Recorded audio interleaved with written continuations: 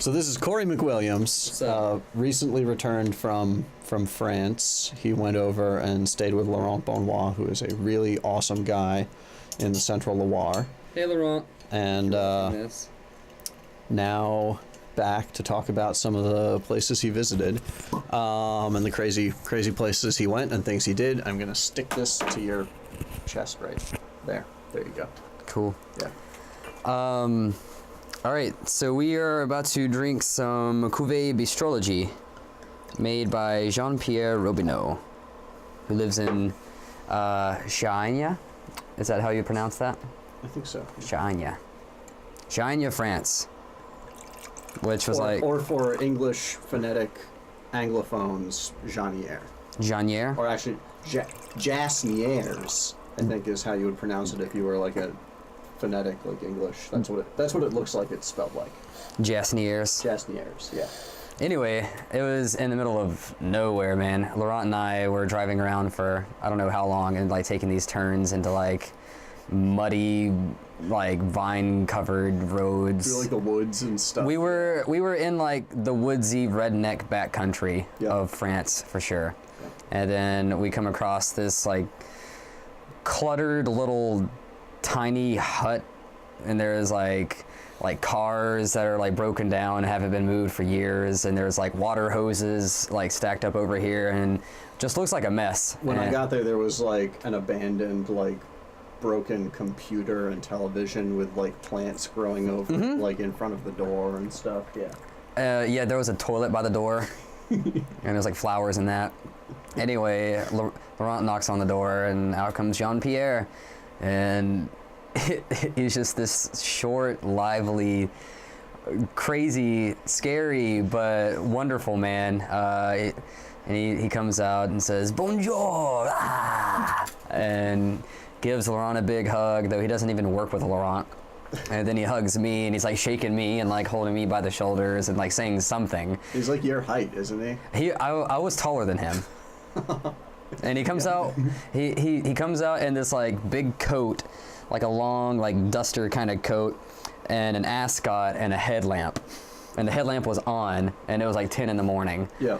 And he just like comes out of his... looks like a little like little tiny shack thing, like that he has his office, lives in, whatever, but you walk through it, and then it just turns into a cave. It's just built right at the one. It's like built on the side of like a hillside, and it's just everything that we back in there. Yeah, everything that we saw of his turned into a deep, dark cavern. Man. All right, so this is Bistrologie. So this is 100% Chenin Blanc. I don't know if he uses it for this, but I know he uses a lot of acacia wood barrels. I don't know if he uses any oak barrels. He probably does, because he does kind of everything. But yeah, I feel like he had some like old oak that he had bought, like used. Yeah, and he had them like in the far back of the cave. But it was acacia. Acacia. Yeah. I do remember them talking about acacia wood. So I'm assuming that the rest of those barrels was acacia. Yeah. I remember when I was there years ago.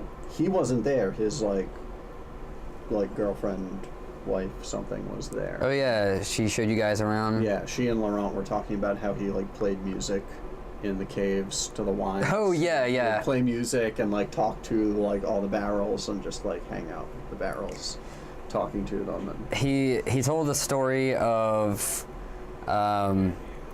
like here people what get out of here. So yeah, he went into his cavern, his cave, his dark place, and tried one of his barrels and realized that the wine had gone bad somehow, like it wasn't what he wanted it to be. And he felt the wine was just sad and lonely.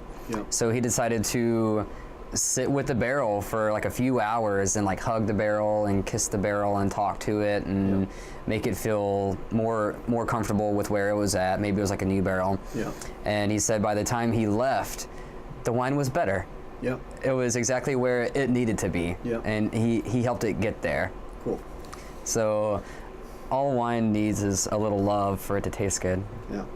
bottles, barrels. This is tasting pretty awesome now. It was like a tiny bit like reductive smelling when we opened it, but it's lost that.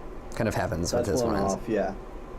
Because these are 0 sulfur. This is no sulfur at all. This is just wine. Just grapes. Just grapes and bottle. Yeah. And you can like it's a little crazy, like golden colored too. You can tell it's like a tiny bit oxidative, a little bit exposed to air. He's doing a lot of oxidized wines now, or now. Me and Jean-Pierre, we go way back now.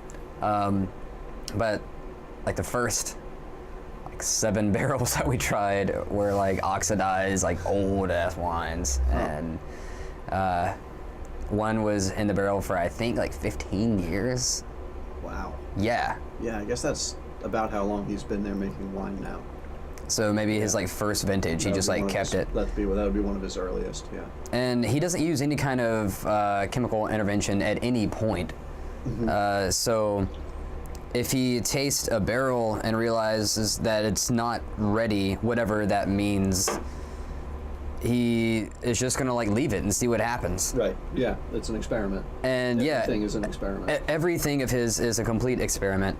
And if the barrel never gets that good, like the wine there doesn't get to how he wants it to be, or just not even how he wants it to be, but just like something good, he'll just bring the barrel outside and make vinegar. Okay. So he has use for everything. What do you think of how this smells and tastes now, the Bistrologie? Does this take you back to being really cold and damp in caves? Yes, it does. And though I spit every single wine, I left his cave pretty buzzed. Both Laurent and I. In fact, Laurent warned me before we got there. Yeah. He's like, all right, I'm going to tell him that we should taste through a couple of his barrels. Mm-hmm. And maybe he'll have like another 1 or 2 to show, but he's going to end up showing us like 12 or like 15 barrels. And that's exactly what happened. Yeah. Like I can't count how many barrels he had in there, but he just went from this one to this one to this one to this one to that one to this one. And he was so excited about it too. It was just like a kid in like a toy store, like, oh, you should check this out. Check out these Legos. Oh my God, look at these like Mega Blocks. Or oh my God, it's Batman over here. I've got this Batman wine. He was very very excited to be doing what he is doing. Yeah. And it tastes like it. Yeah. Like the texture is really smooth. It's very relaxed, but it's got a real like lemon peel, like it's not super acidic, but there's like an almost bitter citrus, like there's like a zest, like tight kind of tension to it. It's probably going to be awesome, in like an hour or something like that, once it has a little bit of air in it. So like I find that 0 sulfur wines like this really benefit from kind of need a little bit of air in them, to open up before they show everything they've got. Yeah. So it's got a surprisingly, like, I don't want to call it like clean, but there's like a clean like tang to it. It's a tangy wine, and it's a very like the flavors are clear and polished. It's not like, it doesn't taste dirty or confused. No, not at all. The flavors of the wine are very clear, like the acidity, the texture. It tastes very like smooth, relaxed, but it doesn't. There's nothing like off or confused or confusing to me about it. Like, no, it's a totally natural wine, but it's very well made. It's very integrated. It has like a focus. Like, it kind of like knows what it wants to be. Like, he knew what he wanted and like made it. Yeah. Which is kind of like I don't know, it's weird to call it this, but it's like a nerd wine in a way. Like, he's doing it out of just being into like trying out new things and to like making this wine, and like the next year he might try to do it a completely different way. Be completely different. Yeah, it's different from other years. It's not about consistency at all. It's less oxidative than other years I've had, actually. Really? Yeah. Why don't we call it there? I'll turn that off and we can just keep on drinking. Okay. Okay. Bye. Bye, y'all.